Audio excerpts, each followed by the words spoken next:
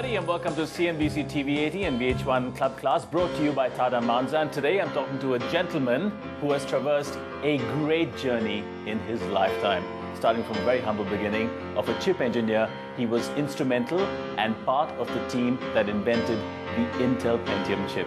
That's right. Now he's a businessman, an entrepreneur, also a philanthropist, a person who thinks, so basically a thinker and a leader as well, also a member of parliament. So great to have on the show, Rajeev Chandrasekhar. Welcome indeed, Rajeev. Thank you very much.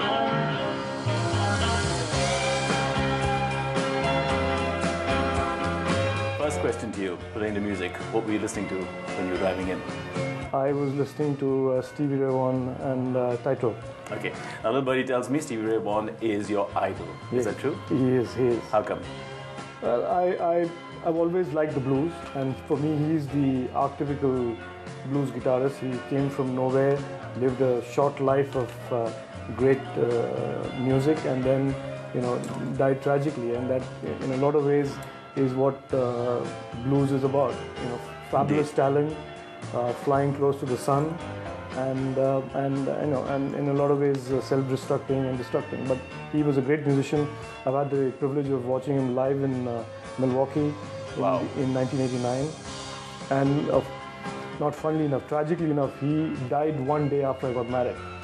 He died on August 27, 1990, and I got married August 26, 1990. Oh. So, I believe karmically, me and SRV have a lot of connection, and not just musically.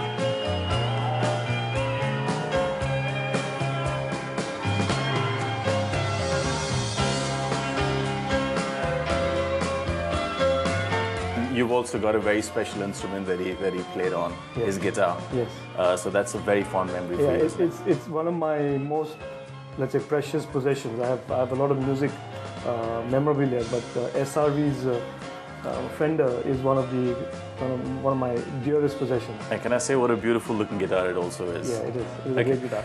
You've also, because you come from a very humble background, you come from an army background, you've traveled and lived in different parts of India. Yeah. Do you think that's added to, musically, to your personality?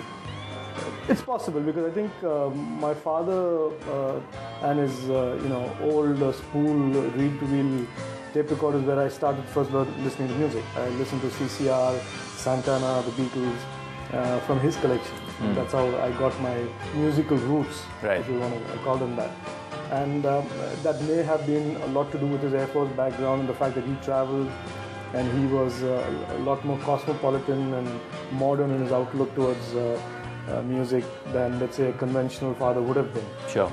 So, and that's where my music roots come from, or my music beginnings. I think your roots in general come from there, and especially your music inclination comes from it, because you get exposed to so much more and you meet different varied people. Yeah. Also, you've traveled a lot. You've traveled to the US. You studied there. Was that part of your influencing years? Yeah, this is, again, like I said, my life has always been lots of... On the move. Yeah. No, there's a lot of fate and, like I said, karmic connection in my life.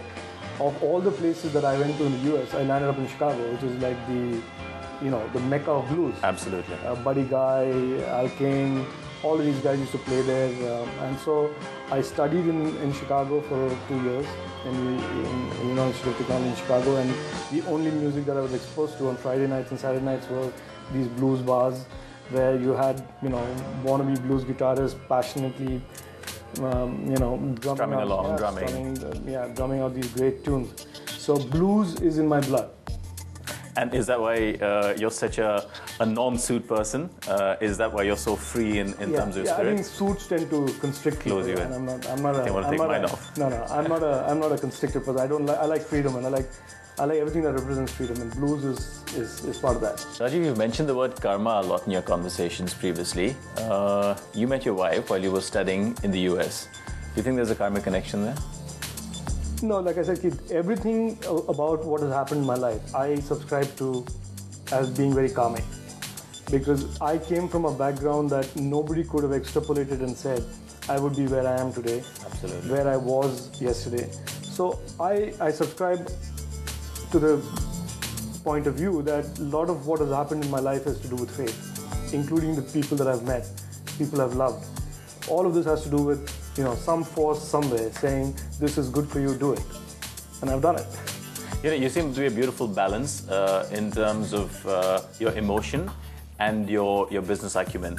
And we'll talk about your personality and your drive in life. Let's just come back to your music inclination now. Any song that reminds you of your connection with your wife?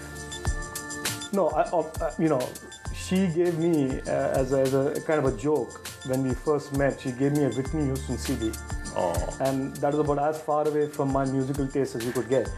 She did that as a prank, as an ironical thing, and I remember I still have that CD, the Whitney Houston CD that she gave me. So when I listen to Whitney Houston anywhere, and recently when Whitney Houston passed away, there was a lot of airplay of her songs.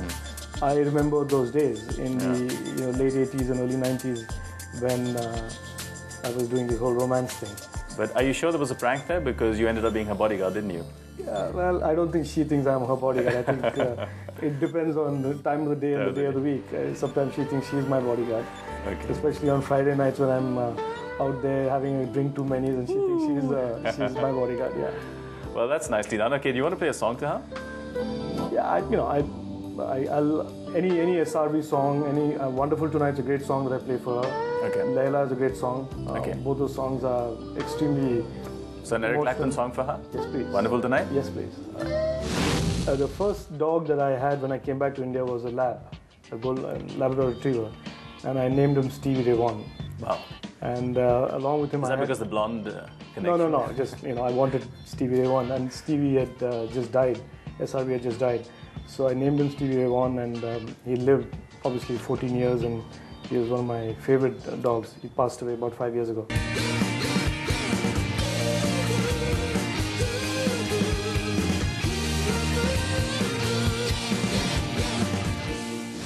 Welcome back to Club Class. We're having a great conversation here with Rajeev. He's told us about his personality and about his affiliation with music.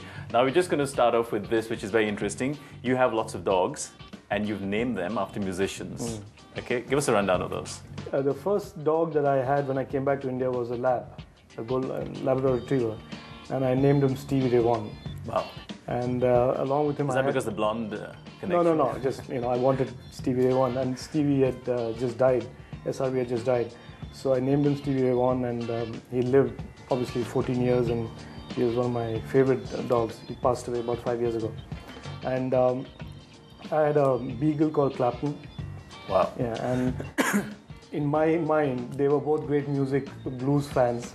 Both your dogs? Well, in my head, because when I listened to blues, they used to sit with me and sort of hang around near the loudspeakers. So anyway, did they ever attempt a little chord here and there? No, I didn't teach them the guitar. No, unfortunately, no. that would have been news. A first, yeah. Yeah, and I now have a Great Dane called Jimi Hendrix, and I have a boxer called Buddy Guy. Wow, that's quite a collection. So, if you can't surround yourself with the real musicians, you make your own team. Yeah, exactly. The A team. Make your own band. Yeah. So you were the lead vocalist there. Absolutely. And they don't question it.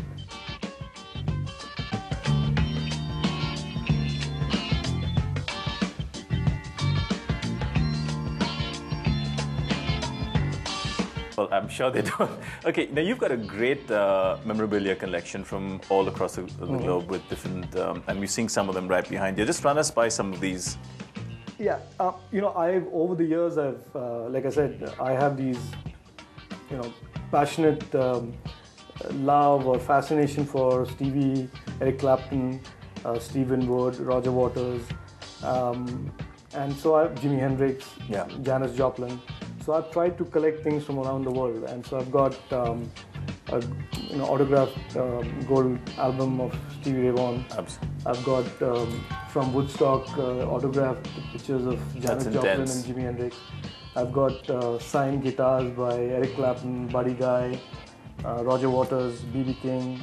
That is killer. Yeah, the guys from America. I mean, that's a little fortune there, apart from being. I don't know about fortune. I think this is not the money part of it. I'm saying the music. I think I keep them at work because I come into work every day and I see these names and they give you a little bit of a pump in the morning and boost in the morning.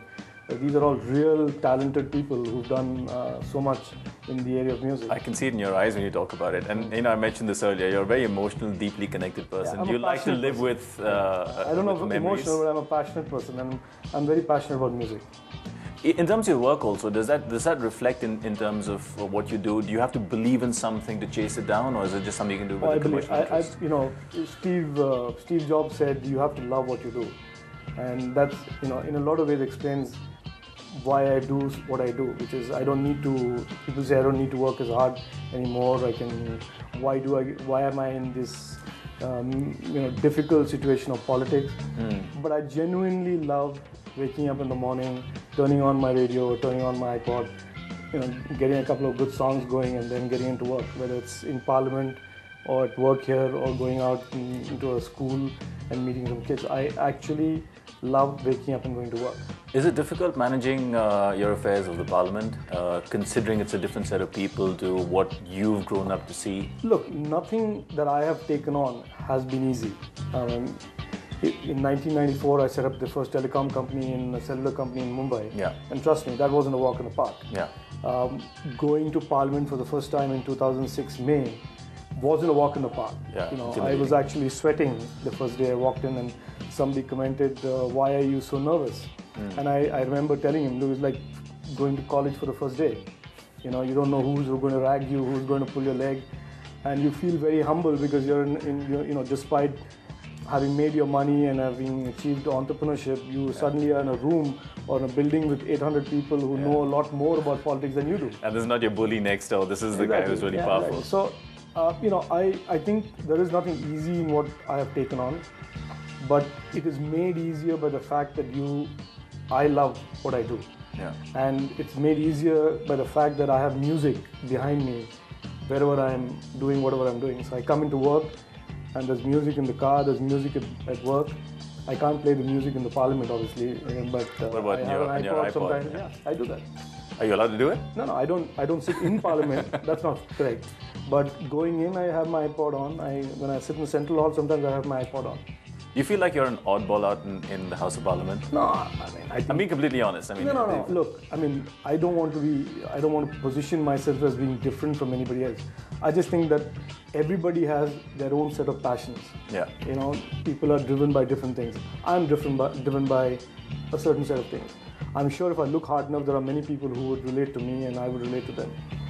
It may be difficult for me to go into Parliament and relate directly to all 500 of them, or 500 MPs. But there are many people, for example, Milind is an MP who loves music. Yeah. There are many members of Parliament who love to just hang out in the evening and one another's home, and we listen to music and we don't talk politics, we just talk about other things. That's good, yeah? Yeah, of course. I think the rap that politicians get for being is boring? not completely justified. There are some very good, chilled out people who do well, mean well, and do good.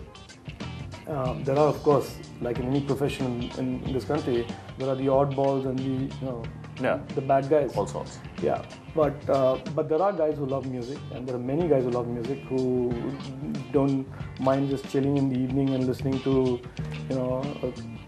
Bon Jovi or Stevie Ray Vaughan or Eric Clapton. Yeah. Absolutely. Well, I'll tell you something. The future of this country is seeming brighter by the day on this show. But thank you very much for sharing that with us. And this last question here, with regards to your work, is music like a distraction, or does it add to your productivity? Music for me is a raw material. It's like we say, we have blood, water, and flesh. Music is inherently me. If I didn't have music, I couldn't function. It's like saying, could you function without your kids or your wife? I can't.